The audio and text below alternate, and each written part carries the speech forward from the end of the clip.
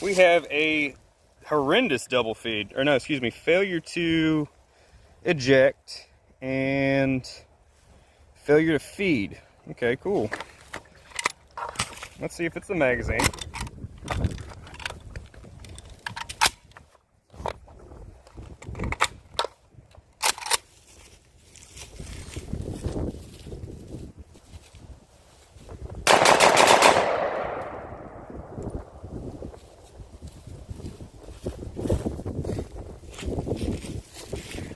That's that. What we have here, we've got a failure to eject and a failure to feed again.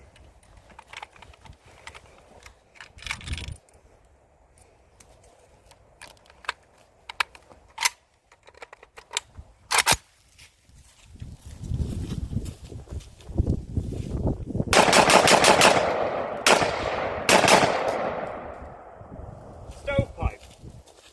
I think they made the gun worse. I don't know how the fuck they managed that.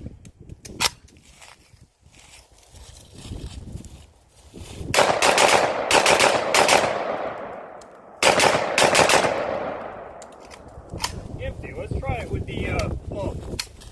See what works with that.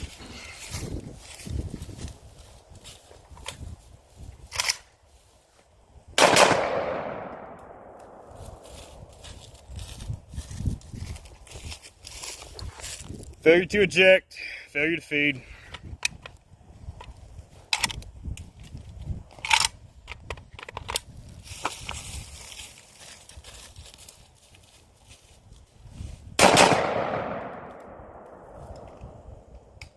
Failure to fire.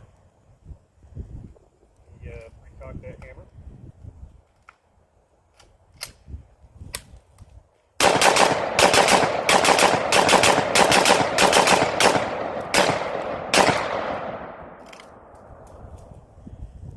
And it failed to fire last round in that magazine. So, let's see if it's just a case of the magazine or not. Let's see, what's this one? No, not that. That's Monarch. Okay, yeah, this is the cheap ass shit.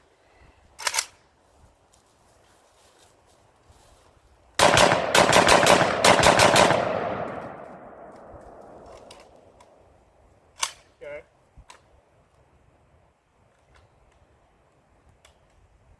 And this is the one that failed to fire. Let's see if that one works.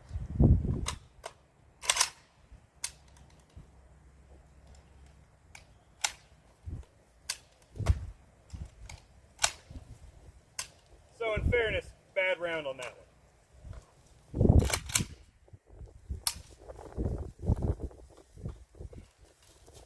You can cut it. I'll film, but I'm having a lot of failures to fire now. I'm wondering if the firing pin is broken.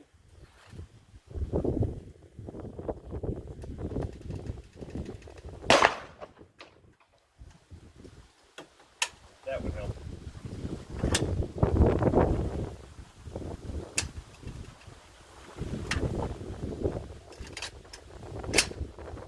Round was struck.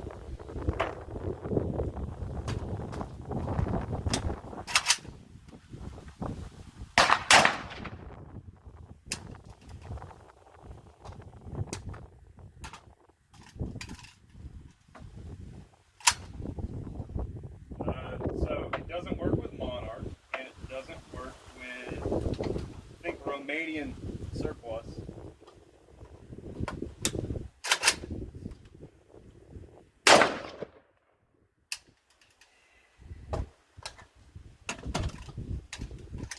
That's another surplus right there.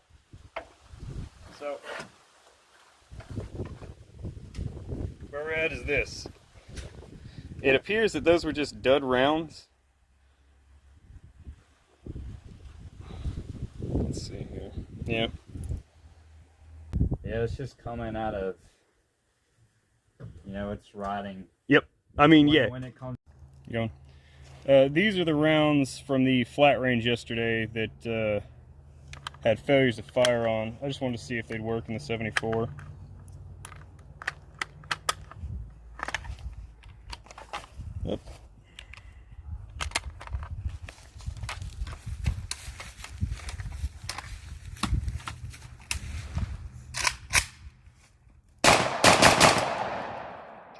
All right, this is a 30-year-old Norinco 56S. It's got a 70-year-old AK mag in it. It's a slab side. Let's see if it functions. It probably hadn't been shot in, I'm guessing, 5 years.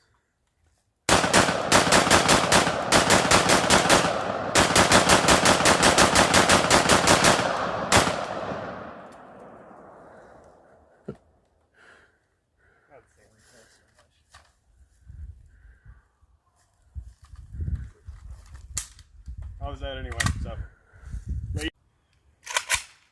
alright, these are the same 74 mags I was using with the 105 yesterday, and it's the same ammo. It's a mixture of Monarch 60 grain and the zinc plated Wolf 60 grain. Let's see if it functions with these.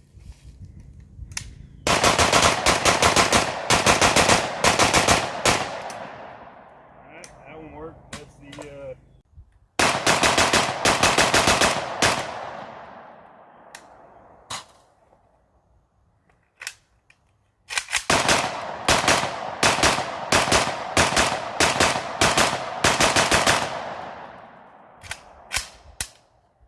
Alright, so it's not the magazines.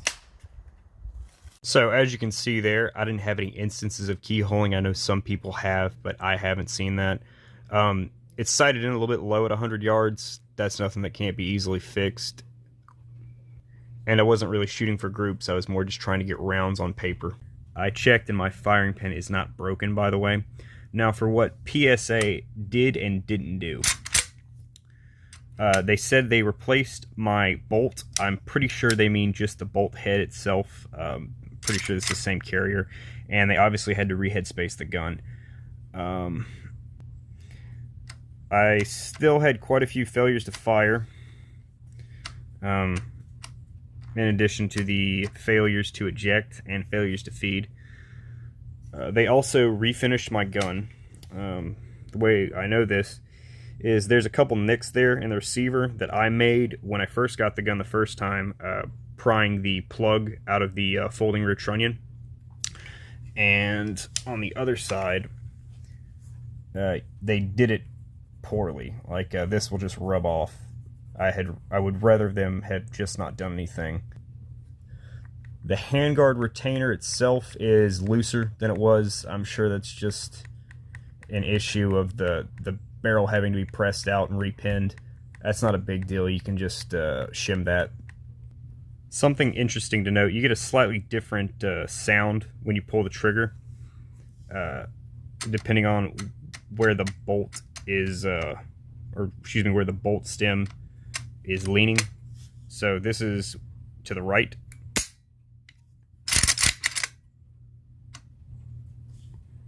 And this is pretty much head on. I don't know if you got that, but it's definitely noticeable in person. They also modified my mag catcher, might have replaced it. They said it was slightly out of spec, which again could lead to failures to feed. I somewhat agree with that. I'm glad they did it. They were proactive about it. But that still doesn't change the fact that this gun functioned with a fully functional bolt carrier group and doesn't function with the bolt carrier group it has. This is my 74. I went out and shot this one today with the same magazines just to prove that it wasn't the magazines that were causing the issue with the 105. I think I may have figured out what the issue this time was with the 105. I'm pretty sure it's a weak extractor spring, because I can pretty easily compress this, whereas with the 74 extractor spring, it's very stout. They said in the email that they had test fired it and it functioned fine. That's possible, but my question is, did you test fire it one round? This is the 105. I'm not really seeing any extreme wear and tear on the trunnion. Also, importantly, I don't think they messed with my ejector. It doesn't say they did in the email, and it doesn't appear that it's been messed with. Like was being claimed by a certain somebody on YouTube and parroted by Chad Wiley, the CEO of PSA, on social media. So, there's that. The reason I mention this is because Zeke Shoots contacted PSA on my behalf, which is a little weird, honestly. And they gave him incorrect information, which is hilarious. I also don't think Chad Wiley was doing that out of malice or trying to cover anything up. I just think he was confused about which gun was mine, because he had said my gun had already been shipped back to me 3 days before it had shipped. In fact, he said it had been shipped back to me, I think it was a day before they even opened my package. So, you know, misinformation's everywhere. And with that being said, I'm obviously sending this back to PSA. You know, this is unfortunate, because I know they can make decent firearms, especially for the price, and I really agree with their mission statement of arming, you know, every citizen. And I think overall they're a positive force in the firearms community, and they catch a lot more flack than they deserve. To be fair, this is kind of bordering on the absurd. You knew I was going to make a follow-up video, so why didn't you make damn well sure the gun functions flawlessly, like I know you can make?